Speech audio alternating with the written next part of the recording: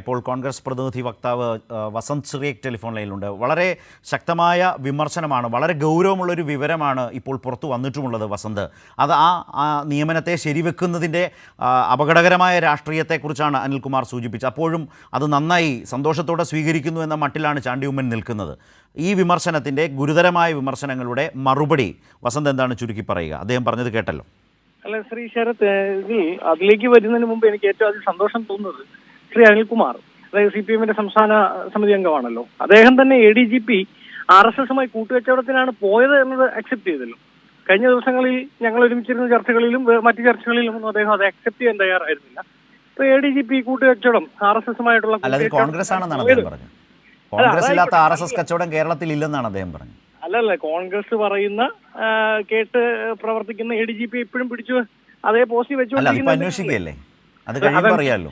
അല്ലല്ല, കോൺഗ്രസിന്റെ നിർദ്ദേശം അനുസരിച്ച് RSSുമായി കച്ചവടത്തിന് പോകുന്നത് പിണറായി വിജയൻ ആഭ്യന്തരമന്ത്രി ആയിരിക്കുന്നതിന്റെ താഴെ രണ്ടാം സ്ഥാനീയനായ പോലീസ് സേനയിൽ രണ്ടാം സ്ഥാനീയനായ ADGP ആണെങ്കിൽ അതിനെപ്പറ്റി അവർ അന്വേഷിക്കണം. അതെ, അത് അന്വേഷിക്കട്ടെ. ഈ പുതിയ പ്രശ്നത്തിലേക്ക് വന്നു, നിങ്ങളുടെ പാർട്ടിയെ ബാധിക്കുന്ന ഒരു പുതിയ വിവരം വന്നല്ലോ, അതേക്കുറിച്ച്.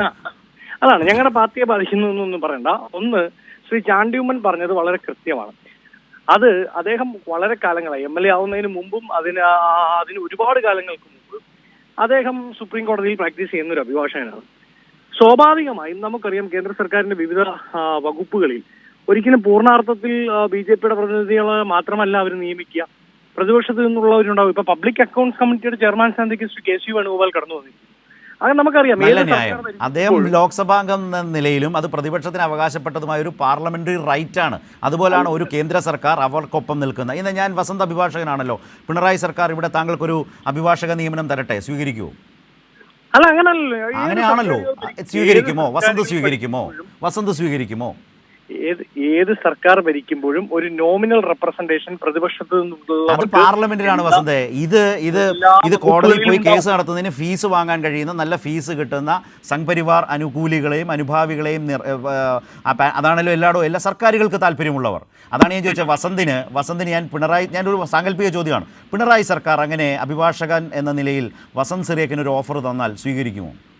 അതിന്റെ ഉത്തരം ഞാൻ പറയാം. പിണറായി സർക്കാരിന്റെ അഭിഭാഷകനായിട്ടോ കേന്ദ്ര സർക്കാരിന്റെ അഭിഭാഷകനായിട്ടോ അല്ല അദ്ദേഹം. തെറ്റ് ആണെന്നേ. കേന്ദ്ര സർക്കാരിന് കീഴിലുള്ള പൊതുമേഖലാ സ്ഥാപനമാണെന്നേ. ഹൈവേ അതോറിറ്റി ഒരിക്കലും നയപരമായ തീരുമാനങ്ങൾ സർക്കാരുമായി ബന്ധപ്പെട്ട് എടുക്കുന്നതല്ല. അതുകൊണ്ട് തന്നെ RSSന്റെ നയത്തെ ഡിഫെൻഡ് ദേശീയപാത വികസനത്തിന് കേരളത്തിന്റെ മുഖ്യമന്ത്രിയും ഇവിടുത്തെ സംവിധാനവും പോയി ഉമ്മൻചാണ്ടി മുതൽ VS അച്യുതാനന്ദൻ മുതൽ ഇപ്പോൾ കഴിഞ്ഞ സർക്കാരിന്റെ കാലത്ത് പിണറായി വിജയൻ മുതൽ ഇവരെല്ലാവരും പോയി സംസാരിച്ച ദേശീയപാത അതോറിറ്റിയുടെ ആളുകളോടാണോ? ആദ്യം പോയി കണ്ടത് കേന്ദ്ര ഉപരിതല മന്ത്രി നിതിൻ ഗഡ്കരിയാണ്. ആ ചർച്ചകളിൽ നിന്ന് വരുന്ന തീരുമാനങ്ങളുടെ അടിസ്ഥാനത്തിലുള്ള നടപ്പാക്കൽ ഏജൻസി മാത്രമാണ് ഈ പറഞ്ഞ ദേശീയപാത അതോറിറ്റി. വസന്തിന് അറിയാത്ത ആളല്ല. വസന്ത് അങ്ങനെ പറഞ്ഞു പോകല്ലേ. കേന്ദ്ര മോദി സർക്കാരിന്റെ കീഴിൽ പ്രവർത്തിക്കുന്ന പൊതുമേഖലാ സ്ഥാപനമാണ്. അതിന്റെ ബന്ധപ്പെട്ട മന്ത്രി കേന്ദ്ര ഉപരിതല ഗതാഗത വകുപ്പാണ്, നിതിൻ ഗഡ്കരിയാണ്. തർക്കമുണ്ടോ?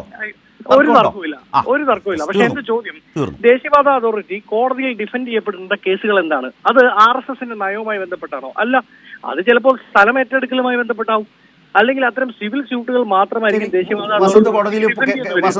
കേരളത്തിലെ കോടതിയിലേക്ക് ഇവിടുത്തെ LDF സർക്കാർ തരുന്ന ഒരു കേസ് നടത്ത്. CPMന്റെ മാർക്സിസവും ലെനിനിസവും ഒന്നും അല്ലല്ലോ അവിടെ കോടതിയിൽ ചർച്ചയ്ക്ക് എടുക്കുന്നത്. സ്വീകരിക്കുമോ? അല്ലല്ലോ, വളരെ ഞാൻ പറഞ്ഞത് നയപരമായ. അദ്ദേഹം ചോദിച്ചൊരു ചോദ്യം അതിനകത്തുണ്ട്. പൊതുമേഖലാ സ്ഥാപനമല്ലേ, കേന്ദ്ര സർക്കാരിൻ്റെ ഡയറക്റ്റ് ഇൻവോൾവ്മെന്റ് ഇല്ലല്ലോ, അവിടെ RSSന്റെ പ്രത്യയശാസ്ത്രത്തെക്കുറിച്ചാണോ കോടതിയിൽ പോയി വാദിക്കുന്നത്? അപ്പോൾ പിന്നെ ചാണ്ടി ഉമ്മൻ എന്ന MLAക്ക് അത് സ്വീകരിച്ചാൽ എന്താണ് കുഴപ്പം? അതുകൊണ്ട് 4 തൊട്ട് കിട്ടിയാൽ മേടിക്കുന്നതിൽ എന്താണ് തെറ്റ്? അതിൻ്റെ എന്താണ്, ഇതിലെ അപാകത എന്താണ്? ഒന്നുകൂടി പറഞ്ഞു കൊടുക്കൂ, കോൺഗ്രസ്സുകാർക്ക് അത് മനസ്സിലായിട്ടില്ല. ഇത് ADGPയുമായി ബന്ധപ്പെടുന്ന വിഷയം RSSകാരുമായിട്ടുള്ള ഇടപെടൽ മാത്രമാണോ? KC വേണുഗോപാൽ അടക്കമുള്ള സോളാർ കേസിലെ നേതാക്കന്മാരെ രക്ഷിച്ചത് കോൺഗ്രസുമായി ബന്ധപ്പെട്ടുകൊണ്ട് ഈ ADGP എന്നുള്ള ആക്ഷേപം ഉയർന്നു വന്നിരിക്കുന്നത്. അവരെ ആ കേസിൽ നിന്ന് ഒഴിവാക്കിയത്. ആ കേസ് ഉൾപ്പെടെയുള്ള അന്വേഷണമാണ് ഇപ്പോൾ പോലീസ് നടത്തിക്കൊണ്ടിരിക്കുന്നത്. അതിൽ തെറ്റായ ഇടപെടലുണ്ടോ? ഒരു കാര്യം മാത്രമാണ് അന്വേഷിക്കുന്നത്. അതുകൊണ്ട് ഏതെങ്കിലും ADGP എന്ന് പറയുന്നത് ഒരു CPMന്റെ നോമിനി അല്ല, അല്ലെങ്കിൽ സർക്കാരിന്റെ നോമിനി അല്ല. കേരളത്തിലെ DGPമാരോ ADGPമാരോ ആകാൻ പ്രാപ്തിയുള്ള 2, 3, 4 പേരെ ഒരു പാനലായി ലഭിക്കുമ്പോൾ അതിൽ ആരെങ്കിലും ഒരാളെ ചുമതലപ്പെടുത്തിയാൽ ഉടൻ തന്നെ അയാൾ CPMന്റെ ആളായി മാറി. എങ്ങനെ വ്യാഖ്യാനമൊന്നും വേണ്ട. അയാളെ കുറിച്ച് വരുന്ന ആക്ഷേപം എന്താണ്? സോളാർ കേസിലെ പ്രതികളെ രക്ഷപ്പെടുത്തിയത് CPMന്റെ നയം നടപ്പാക്കിയതാണോ? അതൊക്കെ ചർച്ച ചെയ്ത് അന്വേഷണം നടത്തി തീരുമാനം വരുമ്പോൾ നമുക്ക് അതിലേത് ശരിയുണ്ട് തെറ്റുണ്ടെന്ന് നമുക്ക് കാണാം. അതേ ഞാൻ കാര്യത്തിൽ പറഞ്ഞുള്ളൂ. രണ്ടാമത്, നയപരമായ കാര്യങ്ങളിലല്ല പ്രശ്നം. എന്താണ്? ഇന്ത്യ രാജ്യത്തെ സർക്കാരുമായി സഹകരിക്കുന്നതിൽ നിങ്ങളുടെ സമീപനമാണ് ചോദ്യം, കോൺഗ്രസിന്റെ സമീപനമാണ് ചോദ്യം. രാഹുൽ ഗാന്ധിയെ കോൺഗ്രസ് BJPക്കാർ എങ്ങനെയാണ് അഭിസംബോധന ചെയ്യുന്നത്? അത്തരമൊരു സർക്കാരിന് മുന്നിൽ അപേക്ഷയുമായി ചെല്ലുക. ബ്രിട്ടീഷുകാർക്ക് മുമ്പിൽ മാപ്പപേക്ഷയുമായി പോയ BJPക്കാരെ പോലെ നിങ്ങൾ നീതി നടത്തണം, ഞങ്ങൾക്കൊരു അവസരം തരണമെന്ന് അപേക്ഷയായിട്ട് പോവുക. സാധാരണ പ്രൊഫഷനിൽ പ്രവർത്തിക്കുന്ന വക്കീലന്മാരല്ല. നിങ്ങൾ മനസ്സിലാക്കണം, കേരളത്തിലെ BJP, ഇന്ത്യ രാജ്യം ചെയ്തുകൊണ്ടിരിക്കുന്ന, ഇന്ത്യയിലെ BJP ചെയ്തുകൊണ്ടിരിക്കുന്ന എന്താണ്? അവരുടെ സംഘപരിവാരുമായി ബന്ധപ്പെട്ട സ്ഥാനമാനങ്ങൾ ഉള്ളവർക്ക് വീതിച്ചു കൊടുക്കലാണ് സർക്കാരുമായി ബന്ധപ്പെട്ട എല്ലാ പോസ്റ്റും. അത് ചെയ്തുകൊണ്ടിരിക്കുന്ന ആളാണ് ഇപ്പോ നീതി നടപ്പാക്കുന്നു മോദി നൽകുന്ന നീതിയിൽ ഞങ്ങൾ തൃപ്തരാണ് എന്ന് പറഞ്ഞുകൊണ്ടിരിക്കുന്നത്. അത് മോദി സ്തുതിയുടെ ശബ്ദമാണ്. ഒരു കയ്യിലൊരു കൈമണിയുടെ കുറവുണ്ടായിരുന്നു.